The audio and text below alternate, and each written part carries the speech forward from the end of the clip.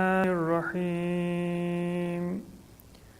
الحمد لله رب العالمين بارئ الخلائق أجمعين والصلاة والسلام على أشرف الأنبياء والمرسلين المبعوث رحمة للعالمين شفيع المذنبين وحبيب قلوب الصادقين سيدنا ومولانا أبي القاسم محمد اللهم صل على محمد وآل محمد وعلى أهل بيته الأطيبين الأطهرين الهداة المهديين ولعنة الله على أعدائهم إلى قيام يوم الدين رب اشرح لي صدري ويسر لي أمري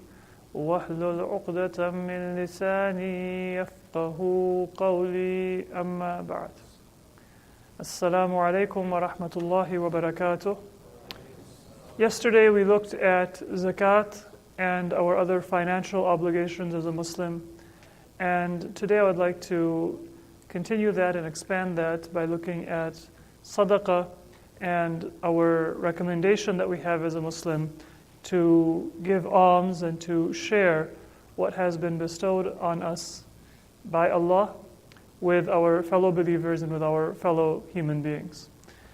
If you look at all of the aspects of the blessings that Allah has given us as human beings, the one that tends to be the most divisive, the one that tends to be the most visible in tearing people's hearts away from one another, sometimes in separating people, it is monetary assets. It is those things that constitute riches or wealth within any one society.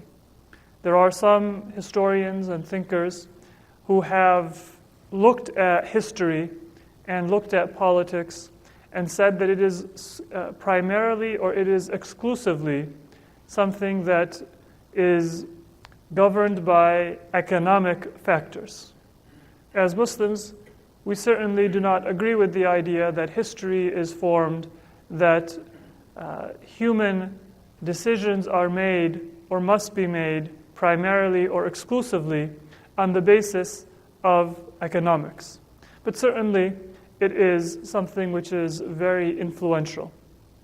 We have good health and poor health, and sickness and health are distributed among humanity by Allah. That doesn't cause a great deal of divisions. It might cause individuals to take pride in their fitness or in their good health. It might take the effect of having some people become jealous of others, but it is a limited thing. If there is education that Allah has given people or allowed them to attain, then certainly there are people who have ill feeling towards others of higher educational achievements or lower educational achievements. But that too is something which is generally of a limited scope.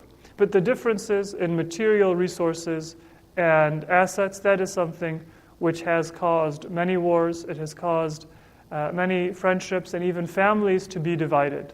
Right? There is that saying that if you want to get rid of a friend, then the easiest thing that you can do in order to do that is to give that person a loan.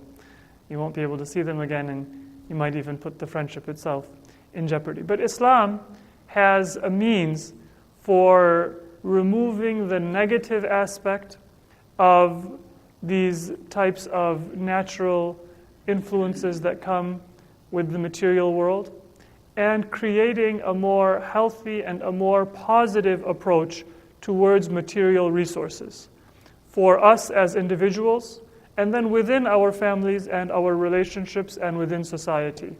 Islam does not want to ignore or avoid the fact that money is important, that it is influential, that there are many things that cannot be accomplished, which are good, noble goals for society without financial resources. But it doesn't want that type of negativity to exist within society. And so there is a perspective that Islam gives us as believers, That perspective is not that riches or wealth is a sign that Allah necessarily loves a person better than those to whom He has given less. However, in Islam, we also are told not to glorify poverty. There is no concept in Islam of taking a vow of poverty, and there is actually a hadith of Imam Ali alayhi salatu wassalam. It is attributed to him, كَادَ الْفَقْرُ أَن يَكُونَ كُفْرًا, that to have poverty and to be in need of your basic necessities and not to be able to take care of your basic necessities, that is something which is very close and almost might lead a person into unbelief, into kufr itself. So neither we teach or we are taught a prosperity gospel, which says that if Allah loves a person, He will give them more material resources, nor are we taught to glorify the renunciation of wealth and poverty.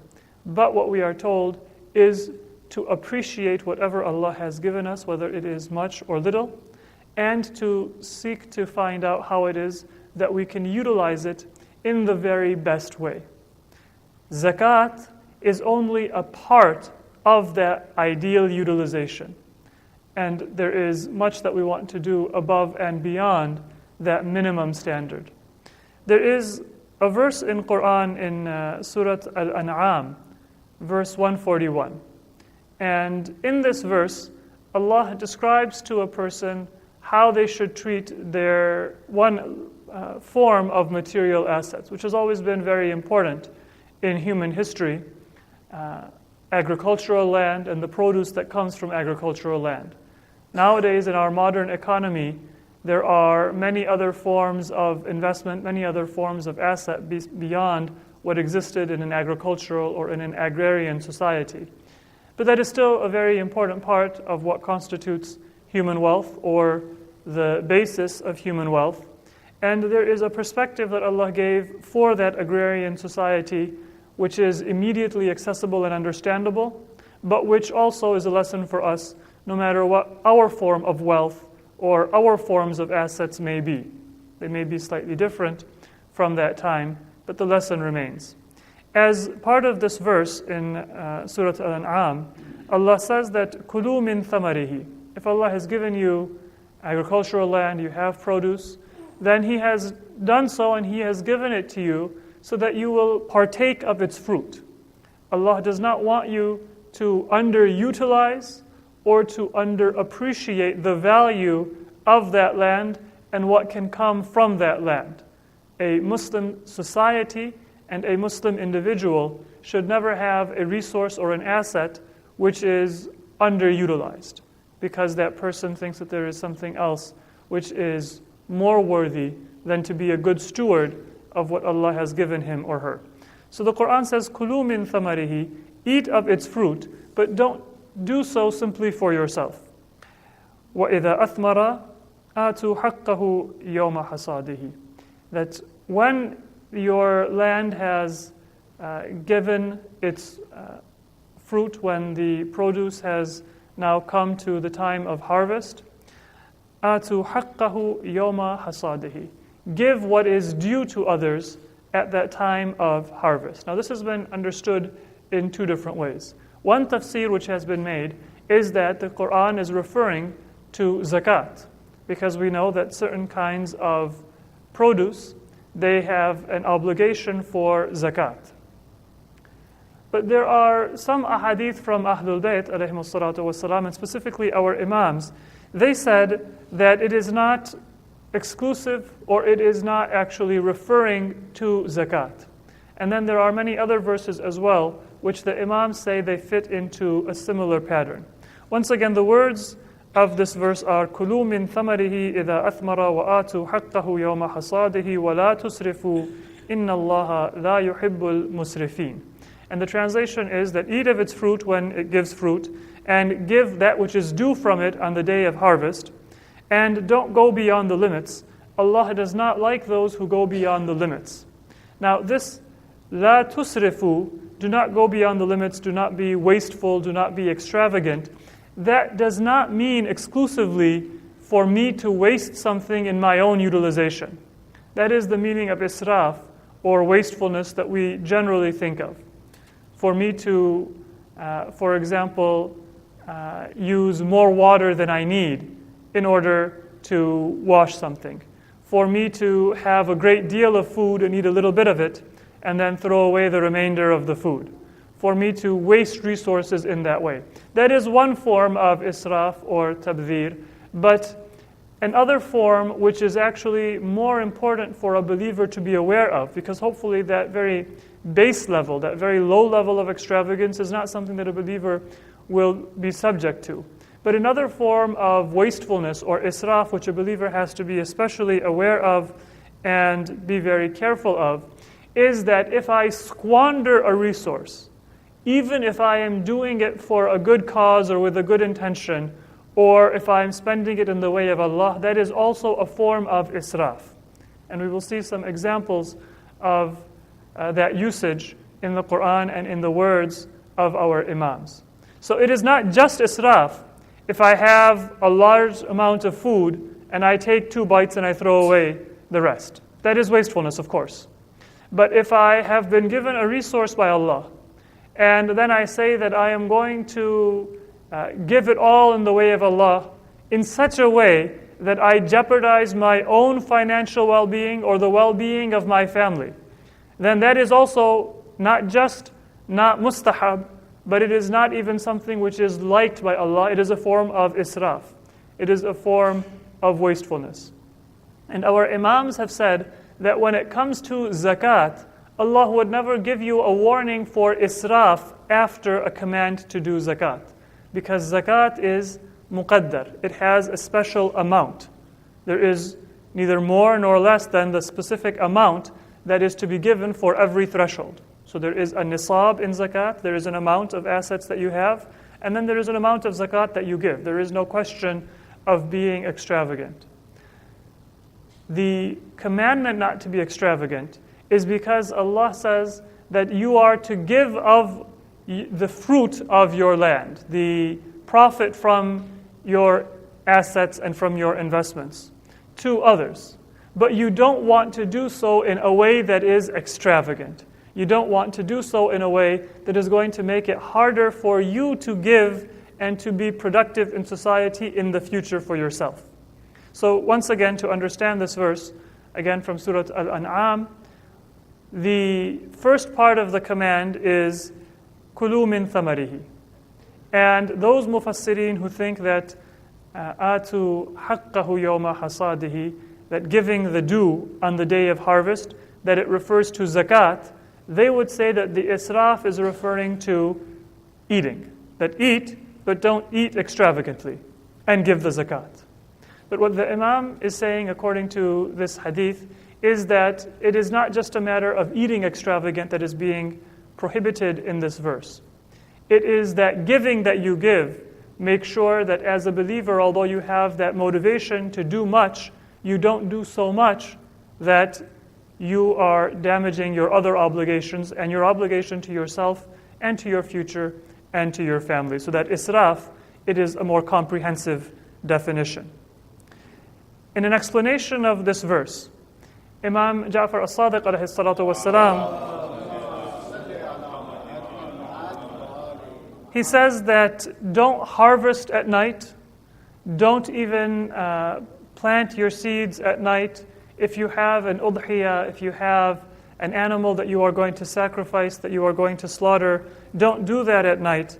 لأنك تؤتي في البذر كما تؤتي في الحصاد. At different stages of your work in your land, you have an obligation to give to others. There is no zakat when you are planting your fields. But there might be other people, especially in that day it was common, there might be people who had land, but they would not be able to afford seed so that they could utilize that land productively. And the Imam is saying that you should be able to share at all stages of your development and your working on your own land. If you do any part of that at night or alone, then you might benefit yourself, but you won't be able to find out who else might need your assistance. مَتَى فَعَلْتَ ذَلِكَ بِاللَّيْلِ لَمْ يَحْضُرْكَ الْمَسَاكِينُ وَالسُّؤَالُ وَلَا الْقَانِعُ وَلَا الْمُعْتَرُ.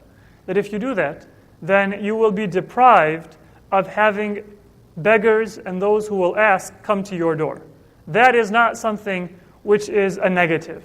That is something which is positive. And according to this hadith and many other ahadith of the Imams, they did not used to flee from having people come to them and ask them their assistance or their alms. They would consider that to be something which means that I am doing things right, that people know that I might be able to help them, I might be able to assist them, that if they are down on their luck, then I might have the resources, the wherewithal to be able to give them assistance. And the Imams would say that even if you are able to do something where people won't find out and they won't disturb you, then don't do that. Do it in public so that those who are needy, they can find out that they can come to you for assistance. Now let's look at a few of the ahadith that speak about the benefits of sadaqah. It is something that is said to have many very important and very life-changing benefits. Among them are the ones that are mentioned in the ahadith that we will look at right now. One hadith is from our sixth Imam, Imam Ja'far Sadiq alayhi salatu wassalam. He says, إِنَّ الصَّدَقَةَ تَقْضِي الدَّيْنِ وَتُخْلِفُ بِالْبَرَكَةِ. First of all, when you give sadaqah, it assists you in paying off your debts. And it ensures that what remains will have barakah. And that is something that a believer should be seeking in our lives. We are not going to imagine our resources and our assets to be just the material and just the quantity of objects or money or the amount of things that we may have. We are going to seek our assets and to look at the value of those assets in terms of how much barakah they have. A single morsel from a halal source has more barakah than a mountain of wealth that comes from a haram source. For somebody who looks with a material eye, they might be tempted to go after that haram source. But for a believer who is concerned with barakah, who is concerned with purity and wholesomeness, that will not even be a temptation, because we are looking at the value of what we have in terms of how blessed it is. So the Imam says that when you give sadaqah, yes, you are taking something out of your property, but tukhlifu bil barakah. The sadaqah will give you blessings and barakah. Then there is a further benefit. Not only will it give you blessings in what you have, but it will ensure that Allah will look after your affairs when you are not able to look after your own affairs. Imagine for a moment that we are not able to take care of some of our most pressing obligations. For most of us, that includes, for example, our children. If we leave behind minor children and through sickness, through absence, whatever reason, if we're not able to look after them, we would want them to have the best possible care in our absence.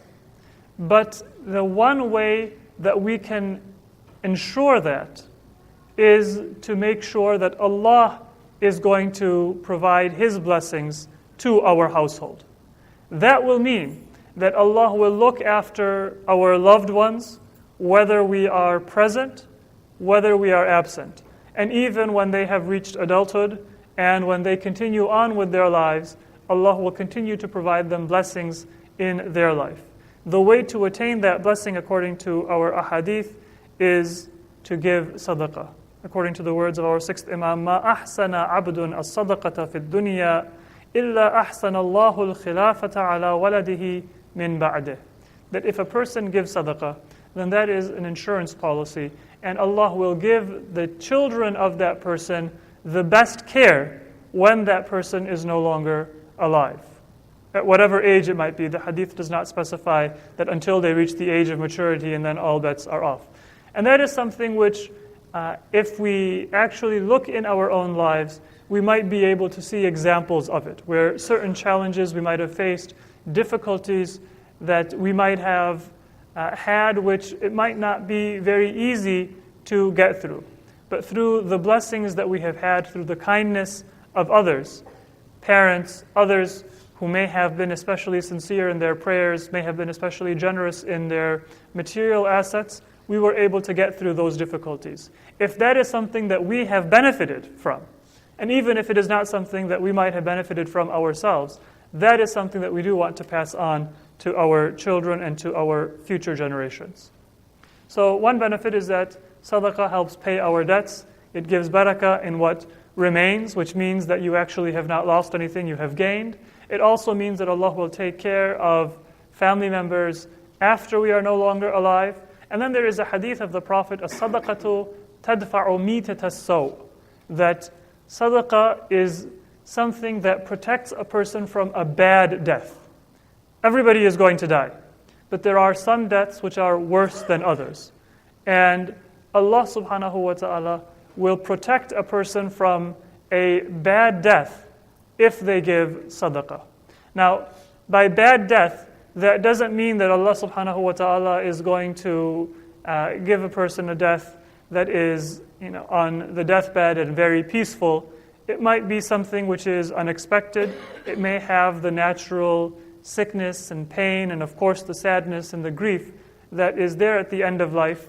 But mitatus saw, or a bad death, is a death which is in a situation where a person is not able to look after their spiritual affairs or their worldly affairs. So it's not a matter of the superficial death being painless or being easy or being quick.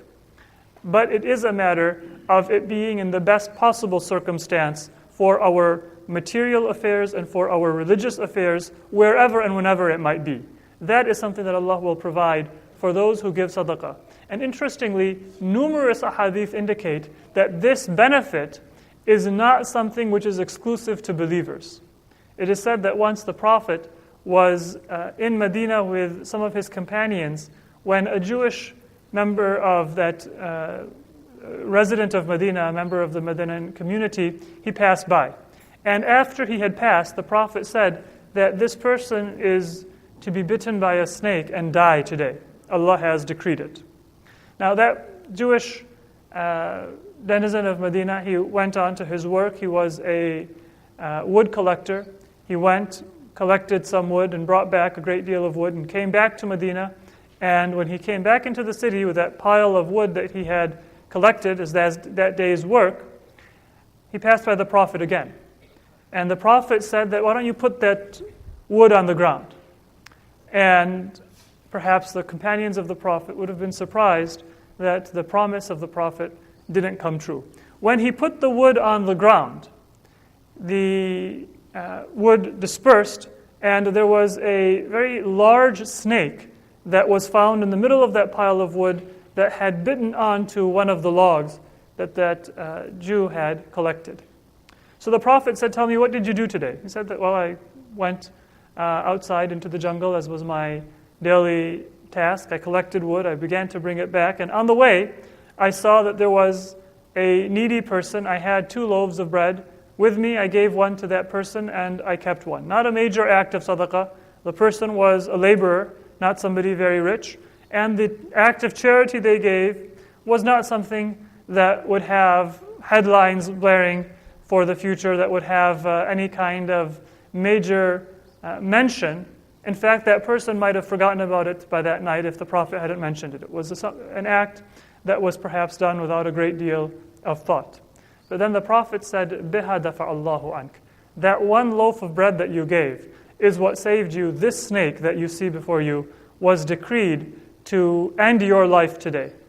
And so it was still in your vicinity. It had come that close, but because of that act of kindness, Allah protected you from it. So there are certain principles that are so important. There are certain acts of kindness that are so significant and so beloved to Allah that He gives the benefit equally to a Muslim, to a Jew, to a Christian, to a non-believer of any background. The benefit in the hereafter, of course, will accrue in accordance with a person's intention. And a believer will have a reward that a non-believer will not be able to attain. A person who gives with greater sincerity will have a reward that a person who does not have that level of sincerity will not be able to attain. But the benefit will accrue to anybody who makes a habit of giving sadaqah. And if you look at the many ahadith that talk about these types of things, whether it be people who may have lived a good life, but then committed one sin sometime in their life that caused Allah to erase their good deeds, and then some of whom might have been forgiven by a good deed that they did at the end of their life. There is a story that is told by Imam Ja'far Sadiq alayhi salatu wassalam, of somebody in Bani Israel who spent a lifetime in worship until after they had gone well past their prime, somewhere in old age, they were tempted and they fell to the sin of zina. And because of that zina, Allah erased all of their good deeds. And that night it was decreed that the person was going to die. And as the angel of death was about to come and to quote unquote knock on that person's door and take that person's life, there was a beggar that beat the angel of death to the door. And now this is something also which, because that person had spent a lifetime in sincere prayer, their sin did make them deserving of having the good deeds being erased. That is something which Allah has already told us, that if we have built up a lifetime of knowledge and awareness, then He has expectations from us. And if we don't fulfill those expectations that He has placed upon us, then even our good deeds that we have done, they are no guarantee of salvation in the hereafter. But because the person was sincere, Allah also did not want him to leave the world with just the sin. And so a sa'il came, a beggar came to the door, and before the angel of death had come to take that person's soul, he knocked on the door. And this was, in a sense, a reward that Allah had given that person for a lifetime of ibadah. And a test. That is he now going to say that I'm busy right now, I have a headache, I'm on my deathbed, go away? Or is he going to actually show generosity? And because of the lifetime of worship, because of perhaps the goodness of that person's heart, when he saw the sa'il, when he saw that needy person at the door, he said that take whatever you see, I'm not able to give you assistance. And then the Imam said that a lifetime of ibadah can be erased by a sin which a person does when they should have known better, but that sin also can be erased by a person's sadaqah and good deed. So we should not count on what we might think that we can count on. We also should not deprive ourselves of the opportunities for forgiveness when they do come to us. Another benefit, in addition to the cure of a evil death or protection from an evil death, is protection from sickness. There is a hadith of the Prophet, and this hadith should be something which becomes almost a slogan that we memorize and that we live by. Dawu mardakum bis sadaqa. That cure your sick family members and loved ones by giving sadaqah. You go and you get a prescription, you give them medicine, you follow a regimen, but the cure comes from Allah, the shifa comes from Allah, and the greatest medicine that you are going to use is not going to be some substance or some chemical. That is necessary. But the greatest substance, the greatest cure that you are going to find is in prayer and in sadaqah. Those come first and second, and then you will also try to find what material things might be able to alleviate that pain or the suffering of the person who is ill. There is a hadith of our sixth Imam, Imam Ja'far Sadiq alayhi salatu wassalam. He says that إِنَّ اللَّهَ يُنزِلُ الْمَعُونَةَ عَلَى قَدْرِ الْمَؤُونَةِ. That Allah will give you His rizq and His sustenance and His assistance according to what your needs are. Your ma'una, your needs, are going to determine how much Allah will give you. And so if you are somebody who is generous, if you are somebody who is kind to others and generous with others, then Allah will say that this person's proper ma'una, this person's proper needs are greater than another person. And therefore, when it comes time to divide up the sustenance among His servants, Allah will give you that abundance, which He will perhaps withhold from others who are more stingy. So we should never think of our financial resources as if there is a zero-sum game, that if I give to somebody, then it is being taken from me, that I am losing it. Those expenses which are our worthy expenses, which are pleasing in the eyes of Allah, they will be the basis by which Allah will apportion our rizq and give us our rizq. Now, all of these benefits and many other benefits which are found in ahadith, they might make us suspect that we shouldn't ever withhold anything. We should give everything in sadaqah.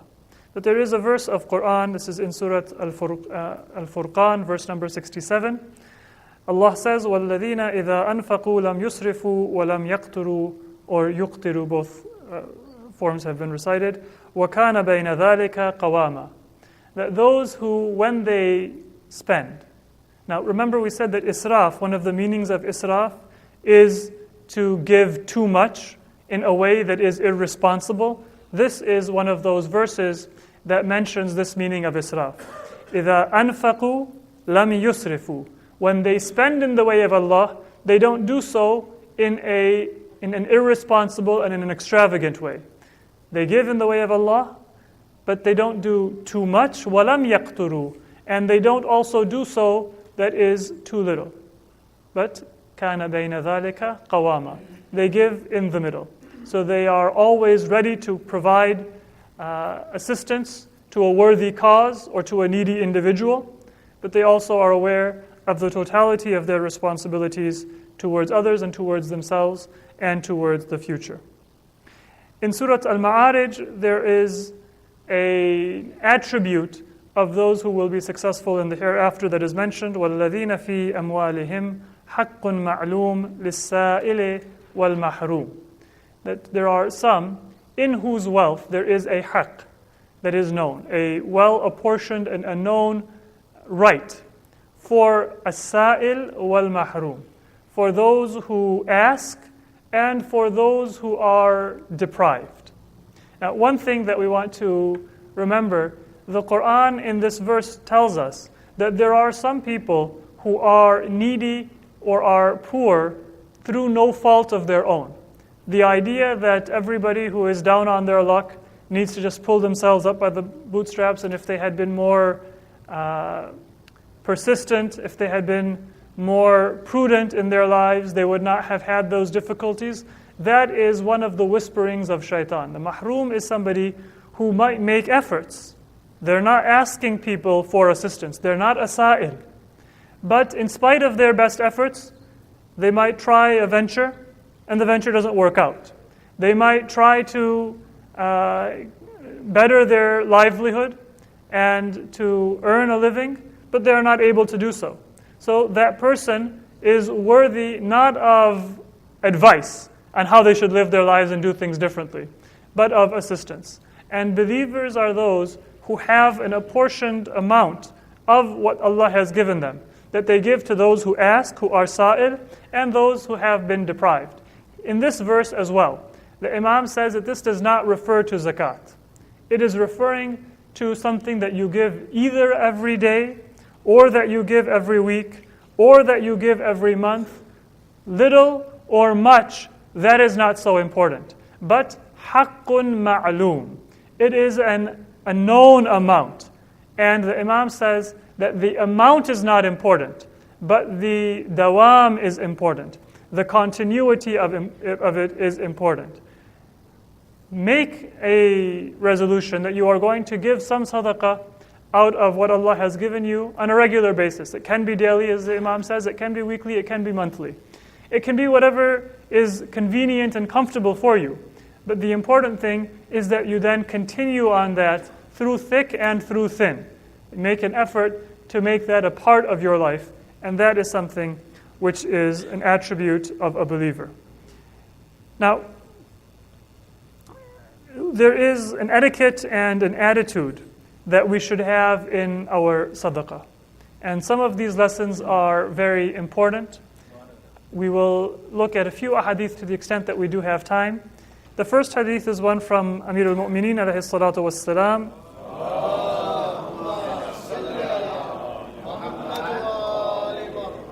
He says that من علم أن ما صنع إنما صنع إلى نفسه لم يستبطئ الناس في شكرهم.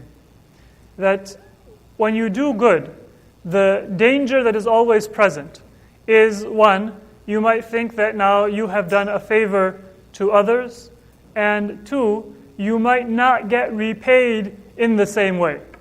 That's something that many of us might have experienced, that you have really sacrificed in order to help somebody in time, in money, in advice, and then after some time the tables are turned and you need their assistance and you ask them and they're not available. Or they say that they can't do anything for you, even if you know that maybe they can. The Imam says that when you do good, you don't do it for that person. If you recognize that you're doing so because Allah has inspired you and guided you, and that it's going to benefit you yourself. لَمْ يَسْتَبْطِئِ النَّاسَ فِي شُكْرِهِمْ. You will never worry that people are not repaying me, or they are not returning the favor, or they are not treating me as sincerely or as nicely as I treated them. If you do it for people, then it is not sadaqah. It is not ma'ruf. It is not an act of worship. And if it is an act of worship, then it will never take us away from people. If you are not thanked for something, then in a sense, that is probably better. Because that means that Allah has kept all of the reward in His own hands that He is going to dispense to you. And if you have a worldly need, then Allah will take care of it. But He might not take care of it through the people that you helped. He wants to give you the entire reward for that. He will help you through other means.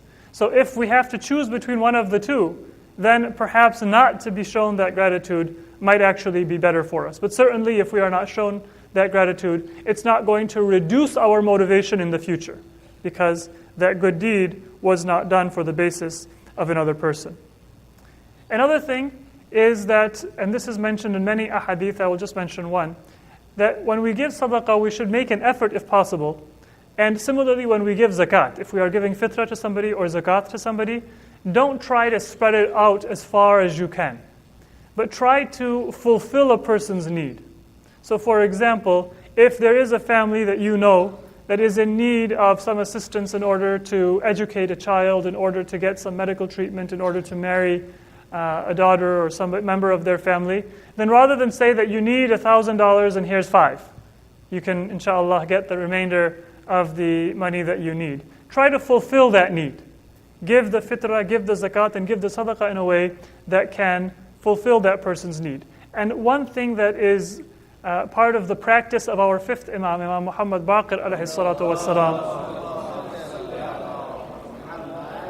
he said, find a family that you can sponsor and you can take care of all of the needs of, so that they are not embarrassed in society, they're not living in a poor or a vulnerable position, that they're not hungry, that they are not without good clothing. The Imam says that you all know the benefits of Hajj. Hajj is better than freeing a slave, even though freeing a slave is a very great good deed. We've talked about that just a few days ago. The Imam says that for me to be able to sponsor all of the needs, not just to give one meal, not just to give my used clothing to a family or my used furniture, but to be able to sponsor the needs of a Ahlu Baytin min al-Mu'mineen, a believing family, that is ahabbu ilayya min hijjatin wa hijjatin ila an balagha sab'een. The Imam says that is more beloved to me, in spite of all of the importance of going for Hajj. But it's more important and more beloved for me to be able to provide that assistance to a family than to go for Hajj once, and again, until 70 times.